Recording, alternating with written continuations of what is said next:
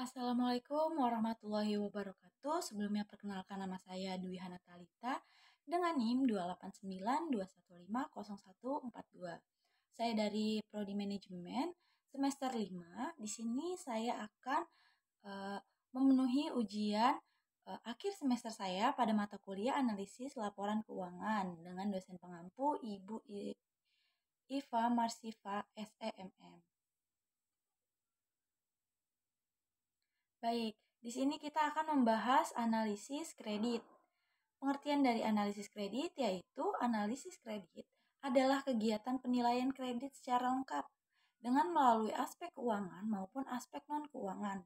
Ahli ekonomi Lukman Dendawijaya menjelaskan bahwa analisis kredit adalah sebuah proses pengecekan kredit dengan menggunakan rasio keuangan dan pendekatan tertentu dalam menentukan kebutuhan kredit setiap calon debiturnya.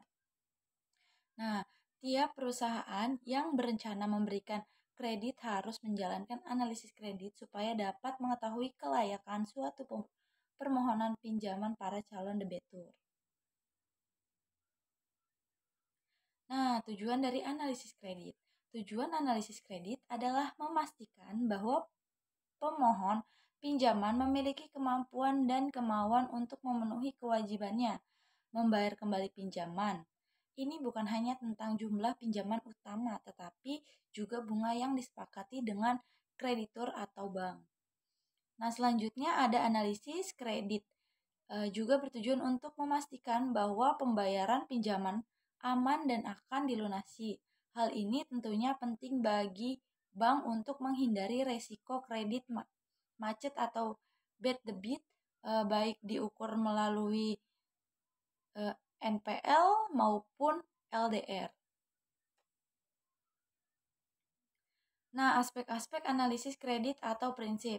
Secara sederhana, 5C dalam contoh analisis kredit adalah gambaran umum yang mencakup 5 penilaian, antara lain ada character, ada capacity, ada capital, ada collateral, dan ada condition. Nah, faktor-faktor yang mempertimbangkan dalam analisis kredit yaitu faktor-faktor yang dipertimbangkan adalah dalam analisis kredit dapat dibagi menjadi dua kelompok besar, yaitu faktor internal dan faktor eksternal. Faktor internal adalah faktor yang berkaitan dengan kondisi calon debitur itu sendiri, seperti contohnya yaitu ada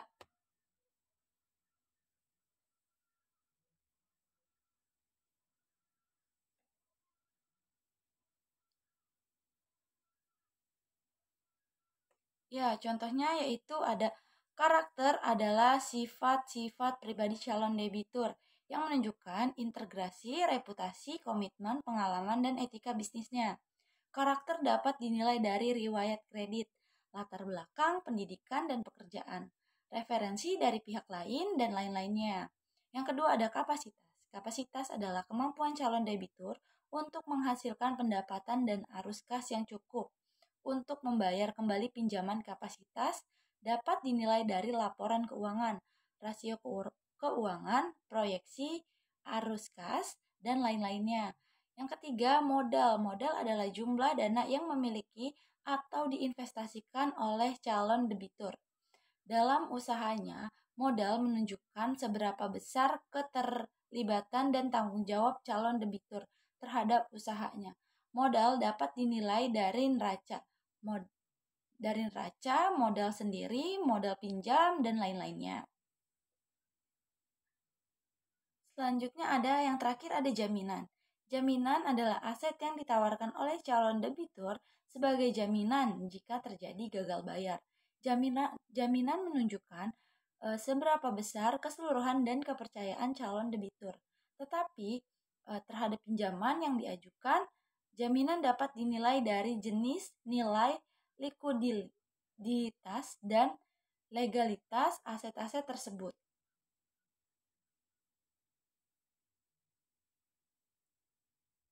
Nah, faktor-faktor eksternal adalah faktor yang berkaitan dengan kondisi lingkungan bisnis dan ekonomi yang mempengaruhi usaha calon debitur. Seperti yang pertama ada kondisi pasar.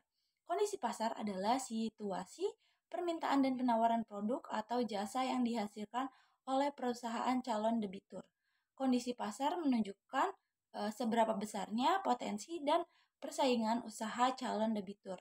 Kondisi pasar dapat dinilai dari analisis SWOT atau strategis, weakness, opportunities, dan threats. Analisis pastel atau potikal, ekonomik, sosial, teknologikal, environmental, dan legal, dan lain-lainnya. Makroekonomi kondisi makroekonomi situasi perekonomian secara keseluruhan yang mempengaruhi usaha calon debitur. Kondisi makroekonomi tersebut menunjukkan beberapa besar dampak faktor ekonomi terhadap usaha calon debitur. Kondisi makroekonomi dapat dinilai dari indikator-indikator ekonomi seperti pertumbuhan ekonomi, inflasi, suku bunga, nilai tukar, dan lain-lainnya.